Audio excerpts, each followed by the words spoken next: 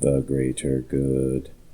Hey everybody, Greater Good Mining here. I woke up yesterday optimistic because Bitcoin was climbing up to $100,000. And as the day went on, the optimism faded after I saw the price start dipping on all the crypto that I hold. And I was like, what happened? And sure enough, Bybit was hacked for $1.5 billion worth of Ethereum. So in today's video, I'm just going to go over what's kind of happened in the last 24 hours. And, basically, it sounds crazy, but after all of this news, the way it's played out in the last 24 hours, after all of the information has come out and the way the market's reacted, I'm actually even more bullish than before the hack. So let's go ahead and get into the video. We'll just kind of break it down and go over some things, and you guys tell me what you think by the end. If you don't mind, please hit the like button on the video right now. If you like the content, consider subscribing to the channel, and let's just go ahead and get into it. If you haven't seen the basics of what happened, basically Bybit detected an unauthorized activity involving one of their ETH cold wallets. The incident occurred when one of their multi-sig wallets executed a transfer to their warm wallet. So this is something they do regularly, and it sounds like it's almost like scheduled. And it's basically they need to have enough crypto for their clients as they are buying and selling. So it's not like an unusual thing for them to be transferring from their multi-sig cold wallet to their warm wallet. So this is not like an out of the norm situation for them to be transferring that amount of crypto. So the transaction was manipulated through a sophisticated attack that masked the signing interface, displaying the correct address to the people that were on the end that were doing the multi-sig, but it altered the underlying smart contract logic. So basically, the people like the CEO, Ben Zhao, and like some others that are high up in Bybit, they are the ones that control the multi-sig cold wallet, and they saw the correct address on their end, but it was masked underneath that. It was the incorrect address underneath. So as a result, the attacker was able to gain control of the affected ETH cold wallet. So it transferred its like 1.4 or 1.5 billion. There's like, I'm getting different numbers for different spots that I look, but it's about 1.4 to 1.5 billion worth of ETH.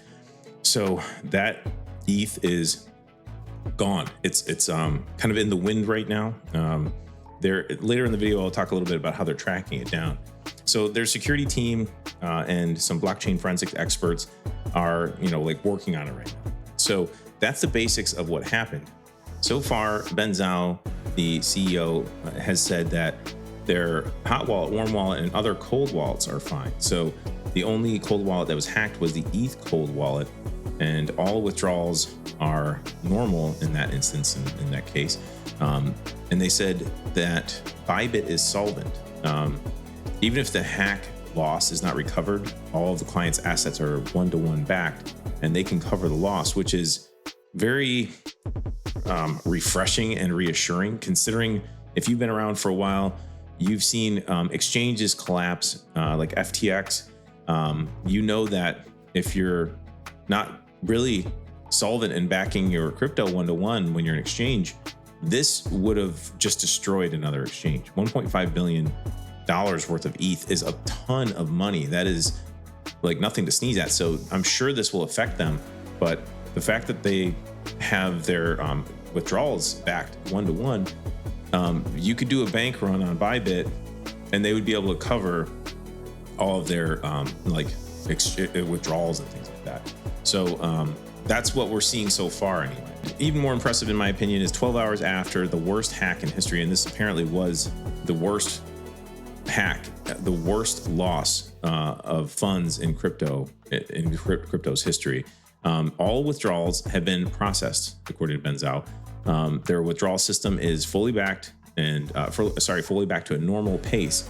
So it sounds like at first it was slowed down quite a bit.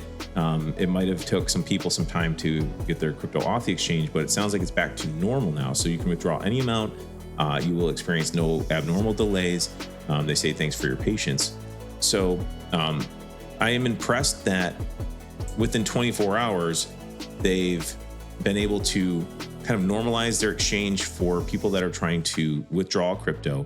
They're solvent still, and they are very active. Ben Zhao And the Bybit team is very active in keeping everybody up to date. It sounds like they're being very transparent about what happened, and they're requesting help from others in the industry. And it sounds like others that are in the industry are also impressed and trying to be helpful. It's very encouraging to see they're not just wanting Bybit to fail, even if it's a competitor.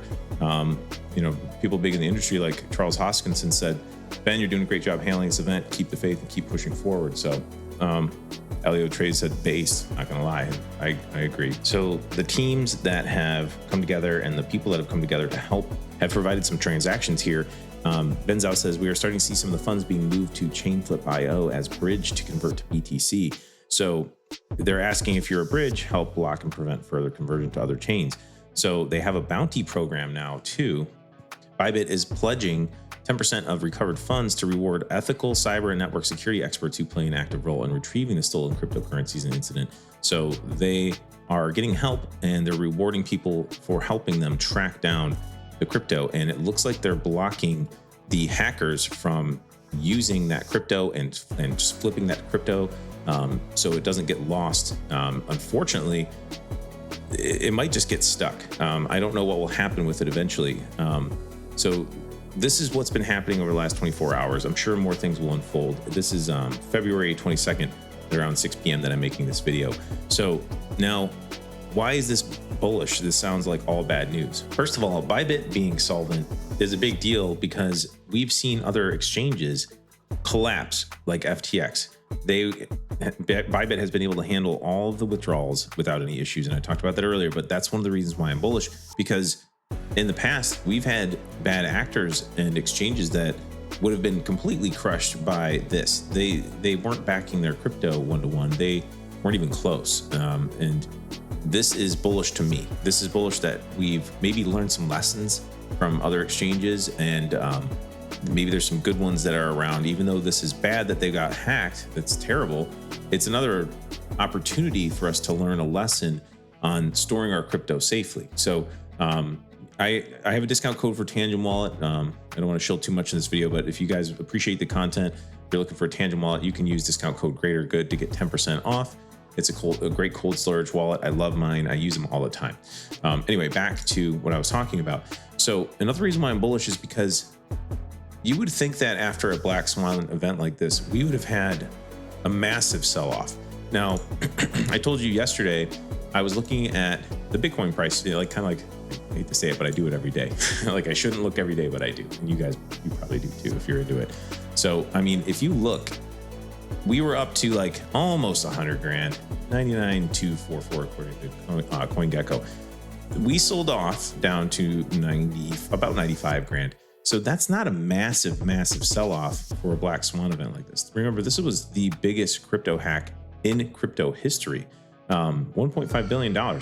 And that should have shook the markets more. We also had issues, a lot of sell-off in the stock market too. So considering the news and considering how bad things were, even Ethereum recovered nicely. Take a look at the dip. We were up to 28.31 for Ethereum. We went down to 26.29. So we've already recovered, perhaps because Bybit handled it pretty well. And the other reason why I'm bullish is because this might sound crazy, and you guys tell me what you think. This is a little bit of a twisted way to think about it. But if that Ethereum, some of it might kind of almost like effectively be burned, like if they can't claw it back and these guys can't use it because they're being blocked every which way they go. Maybe that creates a kind of tiny bit of scarcity. I mean, the market cap of Ethereum is huge. So maybe we're not creating that much scarcity, but creates a little bit. We're taking Ethereum off of other exchanges, Bybit is, and basically bringing it into their exchange from what it sounds like. So maybe if we can create a tiny bit of scarcity, we can kind of flip the Bitcoin dominance a little bit, if you know what I mean. Like if people are still wanting to buy Ethereum and we lose a little bit of the Bitcoin dominance, like if in previous cycles, you guys might have seen the chart and I'll show it on the screen in a second, but you guys know the flow. It goes from Bitcoin to ETH in like large caps, then to mid caps, then to small caps.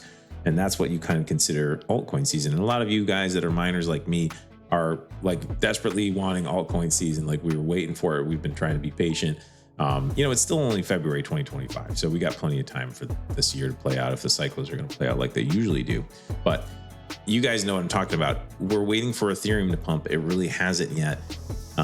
So maybe the fact that, you know, some of these exchanges are having to sell some of their Ethereum to Bybit, maybe there's a little bit of scarcity in exchanges. Maybe we'll get a little pump in the Ethereum price, and maybe that'll help our alts out finally. Like I said, you guys tell me what you think in the comments. You tell me if I'm way off base here, but I have Bitcoin. I want Bitcoin to do well, of course, but I have a lot of alts, you know, like mining channels. Like we love our altcoins because they have potential to pump so fast and so hard. So anyway, you guys tell me what you think. If you appreciate this kind of content, check out some of my other videos. I'll show them real quick on the screen. I've got tons of crypto content. I just did a video yesterday, my 3070s making that AI money. Check that video out. My 3060 Ti and 3070 are doing really well right now compared to some of my other bigger ASICs. So subscribe to the channel if you like this kind of thing. Like I said, hit the like button. It helps out more than you know. And last but not least, don't forget to keep it decentralized for the greater good. The greater good.